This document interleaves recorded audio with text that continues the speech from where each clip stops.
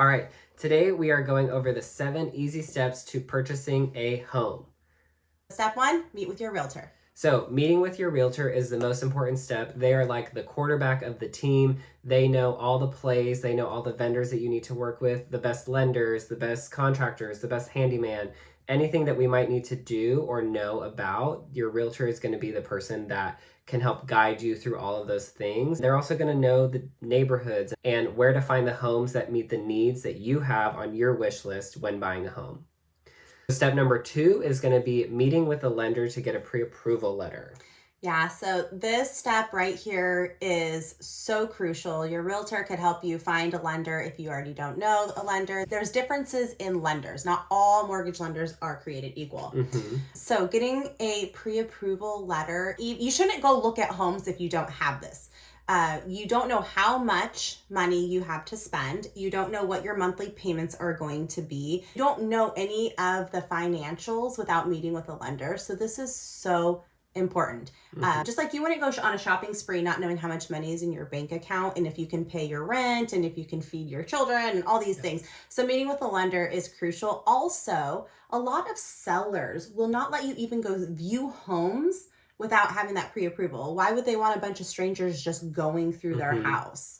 So meeting with a lender is your second step, and it is a biggie. Yes, this is the fun part. So you're going to get to go tour homes and see what you like about them, what you don't like about them. There's a big difference between looking at a house through pictures and then actually walking through it yourself. I have this happen with clients all the time. It's like, oh my God, that photographer is great because this is not really what I was expecting when I walked in. And then you're also going to get to see things that you don't like. And we also say these are just as important as the things that you do like. Because then us, as your realtor, when we're looking for homes and sending you things, if you don't want to, let's say, wood-burning fireplace, for example, then if I see a home that has that, I'm not going to send it to you because I already know that's not on your want list. It's a discovery process. Yes. And also, you're not going to hurt your realtor's feelings by things you like or don't like. We didn't build the house. You're not going to hurt our feelings. And we're not buying the house. And we're not buying the house. Absolutely. But it really is a discovery process. So sometimes you have to go see a couple of houses to even learn what you like, don't like. Also, through pictures, you can't smell, you can't feel like the energetics of it. There's more to it. It's actually a pretty emotional process. Yeah. Step number 4 is going to be making an offer once you find that home that you love.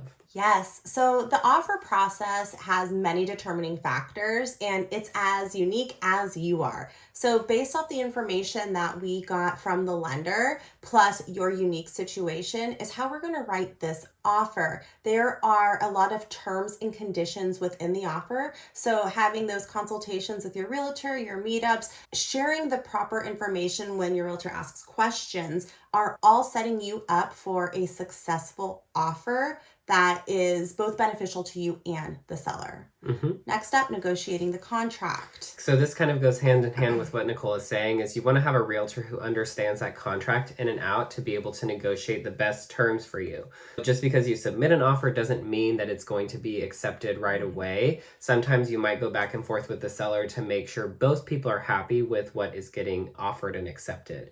Those negotiation skills are going to be very important because you want somebody who's going to be able to fight for you, maybe not too aggressively and sometimes, or maybe a little bit more aggressively, and who's going to be able to understand that market and that contract to utilize it in the best way to get you the best deals. Because let's be honest, there are some realtors out there who don't know all the ins and outs of the contract. And if you work with somebody like us, who we take a lot of time to study it and understand it so that we can manipulate it to best serve our clients.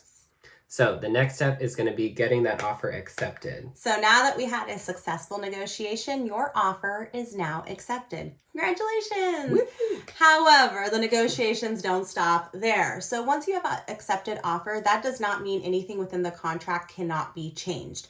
So getting the offer accepted is literally just step 1 of actually purchasing the home between buyer and seller. Also, your accepted offer is between buyer and seller. Both realtors on either end, the listing agent or the buyer's agent, we are not a part of the contract. We are here to simply guide you through the process and explain and educate. Again, why it's really important that whoever you're working with knows the contract.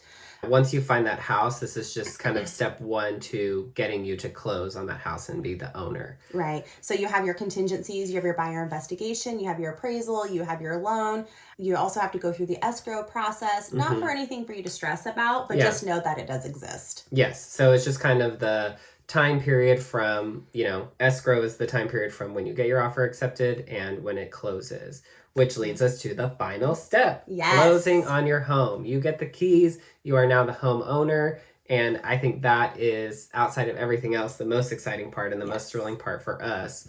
Yeah, but it's really important to understand just signing escrow is not closing. So a lot of mistakes can happen where people will go sign escrow. The escrow has a process as well, such as verifying your employment, running one last credit check. So just because you sign escrow does not mean that the house is yours. It is not until closing occurs where the keys are in your hot little hand that you could go do anything, such as large deposits into your bank account, purchasing large things like a car or furniture or that kind of stuff. Anything like that. So to set you up for success, make sure that you are actually closed on the home. The title of the house is in your name before you go and do anything else to ensure your success of the home buying process.